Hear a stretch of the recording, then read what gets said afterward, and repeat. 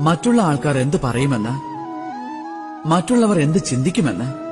ഞാൻ നിങ്ങളോടൊരു ചോദ്യം ചോദിക്കാം. അതായത് ആരാണ് ഈ മറ്റുള്ളവർ?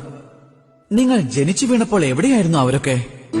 നിങ്ങൾ വിഷമം പിടിച്ച അവസ്ഥയിൽ അകപ്പെട്ടിരുന്ന ആ സമയത്ത് എവിടെയായിരുന്നു ഈ മറ്റുള്ളവർ? അതുകൊണ്ട് അവർ നിങ്ങളെ സഹായിക്കാറേയില്ല. പ്രശ്നങ്ങൾക്കുള്ള പരിഹാരം നിങ്ങൾ തന്നെയാണ് സ്വയം കണ്ടെത്തേണ്ടത്. നിങ്ങൾക്ക് ജീവിക്കണമെന്ന ആഗ്രഹമുണ്ടെങ്കിൽ ആ മറ്റുള്ളവരെ കുറിച്ചുള്ള ചിന്ത വെടിഞ്ഞാലും ചിന്തിക്കൂ, ജീവിതയാത്രയിൽ എന്താണ് ശുഭമെന്നും ശുഭകരമായി എന്ത് ചെയ്യാൻ സാധിക്കുമെന്നും.